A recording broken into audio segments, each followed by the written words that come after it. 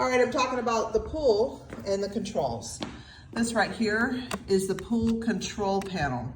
Everything is controlled by here. Now you can run everything from the backyard, but you shouldn't have to. I'll walk out there in just a second and talk about everything that's out there. So this is the main menu. Anytime you need to get to it, you can just go back. If it's black, and it'll open it. It'll say, you know, it'll light up so you can see it. Back gets you to just keep pushing back, and this is the main menu. Now I've got three options. I've got equipment. I can turn equipment on off, so I can go look at that.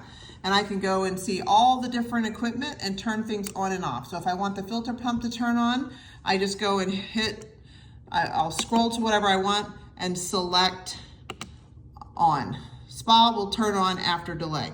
Okay, good. I want to go turn it off now.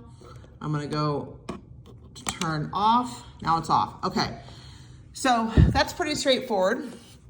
One feature that I didn't realize was there, because you can't see it, I'm going up and down, okay, is I'll have a whole bunch of things on, let's say at night, because it's not running at night, and I can just want to go to bed and I want everything to turn off. I can hit the up arrow and I can see that all is off, and I can select all off, and if there's 50 different things on, it'll turn everything off, which is lovely.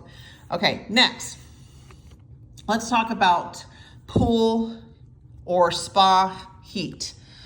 The heater is located in the back. The heater has a safety switch. The heater will not run unless it detects water running through it. I can see this needs to be clean. I'll take care of that real quick. But anyway, the heater, once again, will not run unless there's water running through it. So notice I'm going to turn the spa heat on, okay? I'm going to go to spa heat. No pumps are running. So it should not have the spa heat on, even if I select it. So it says, notice what the words are. Spa heat is enabled. It's enabled, but it may not turn on unless there is other safety conditions satisfied. So once again, I'll go and look. See, it says spa heat enabled, but there's no red light. When it's red here, that means that I have heat on, and you just need to pay attention to that, because sometimes my kids would run that heater and they'd forget, and the next day they would forget, and then I'd walk by the house and I'd see that red light on, and I knew that my heater was running out there, and that will cost you a lot of gas. So now I'm going to go and turn the spa on, which will change the valves and turn on the filter pump. And as soon as it reaches all the conditions, this green light will turn to red, which means, okay, I will turn on the spa. So it will take a minute because the filter pump has to turn on and the valves have to change their orientation such that the spa, it pulls from the spa and goes back to the spa, because I'm only running to the spa. And let's see, it could take a minute. And then it'll turn red. So I'm not gonna wait for it. But it will, I promise. It just takes a minute. The pump's got a prime. Okay, there we go, it turned on. Now the heater's gonna go through its startup cycle, blah, blah, blah, okay? So, and it will turn red as soon as that heater is on. Oh, there it is. Okay, now the heater is on. And notice it'll give you a temp, an air temp. There's lots of features like that. Now let me go back. I'm gonna go to equipment on off. And now I wanna go turn everything off. This is how I know that I've turned everything off. I have two different ways of turning the spa off. I can just go turn the spa off. But don't forget, if you've left the heat enabled, the next time the spa turns on, it'll heat.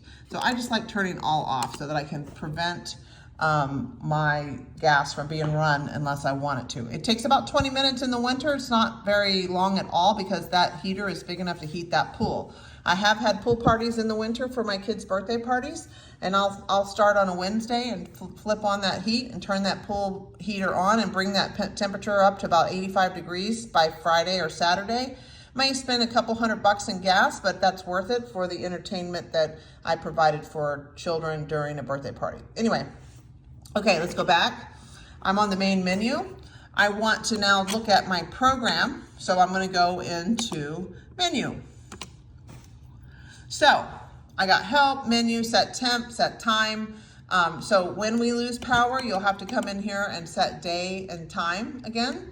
I want this display light allows me to turn, I like the display light on. In other words, every time I'm operating, I see this thing lit up. I'm getting older, so my eyesight's not as good. I'm not sure what the other stuff is because I don't ever use it. So here's what I will know, program. Okay, so I've got a filter pump that's programmed to run from 7 a.m. to 1 p.m. every day of the week. Now I'm gonna go back.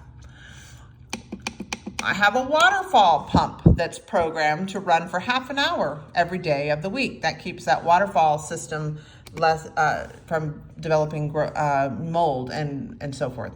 I have installed a variable speed pump, so I will put, there's no high speed, there's a medium speed somewhere, I gotta look, yeah. So it turns the medium speed on and the high speed off, and it goes to 3 p.m. So that's where all the programs are. Atlas Pool Supply set that up, and so I hope that helps. Let's go outside and take a look at the pool. A couple things I'll talk about.